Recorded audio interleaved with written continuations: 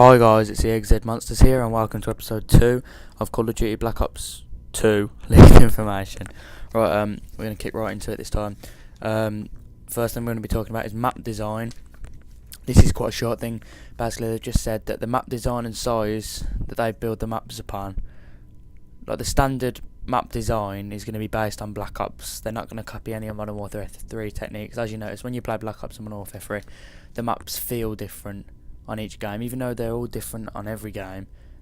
The Modern Warfare 3 maps all have the same sort of feel around them, and the Black Ops maps all have the same sort of feel, and they're going to stick to the Black Ops sort of ones, which I don't think is a bad thing when you think of some of the Black Ops maps, you know, like Firing Range, Nuketown and WMD all being extremely good maps. So I don't think that's a bad thing at all. Moving on, we have sniper rifles. They've improved sniper rifle usage, although they've took away aim assist, which, you know, as you drag it over someone it slows it down a bit, which is a bit annoying because it's harder to quickscope without aim assist.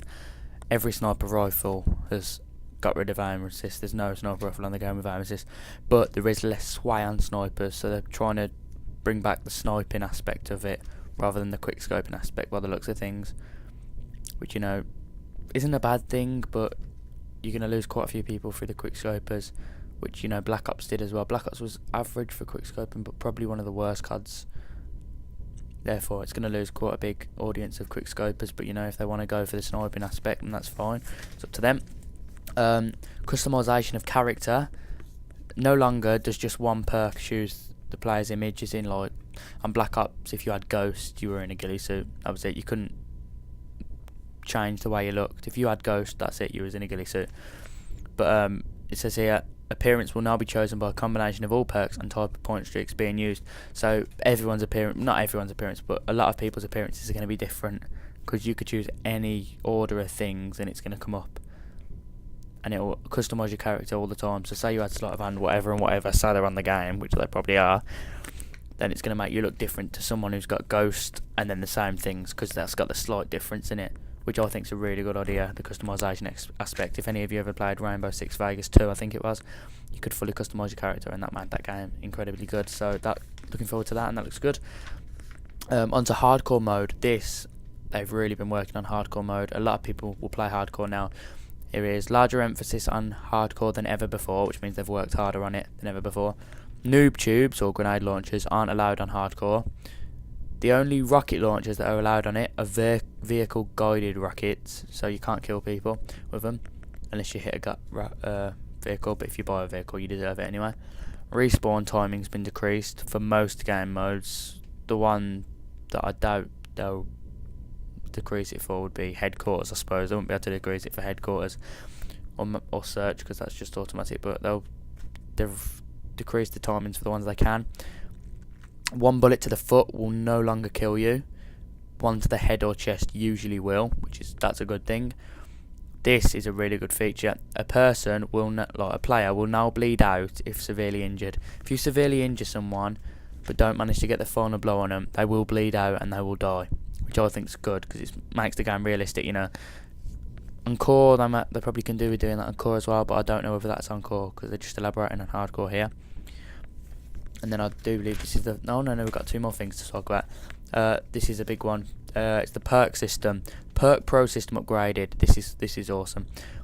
You now have two options a perk can advance to. So basically, you have a perk and then you have two pros for it. So no longer does it just have one pro and that's it. They both require different challenges to get. You know, like normally it's like sleight of hand, it's kill so many people while aiming down the sight or whatever. So the challenges to get either of them will be completely different. Once you unlock one of them, you choose that as your perk pro, or as your pro perk, is it? Yeah, you choose that as your perk pro, and then the only way you can change to the other perk. So say there was two. Yeah, I'll give you an example. There is a perk on the game called Speed, which reduces the amount of time taken to aim down the sight. Basically, it's quick draw. The first pro swaps weapons faster. The second pro throws equipment faster. You can either choose to have swap weapons faster or throw equipment faster. I would choose swaps weapon faster. But then say I wanted to swap, I would have to prestige to swap. I wouldn't just be able to swap. I'd have to wait till I unlocked it again and swap it again. You can't just swap it, which is good. I think it's a good idea personally. I think maybe for the first prestige, mind you, there'd be some people that wouldn't prestige them, but give people a taster of what each one does, because although you get the choice in the beginning, you won't know. If you choose to swap weapons faster, you don't know how good the throws equipment faster is, so you don't know whether you want a prestige for it. But I suppose that's the gamble aspect of it, and I suppose that's why they've done it. The final thing I'm going to be talking about, guys, and this is going to be the end of episode 2 after this, and the end of Black Ops Leaks, and then the next thing I'll be posting is a FIFA video. It's combat training.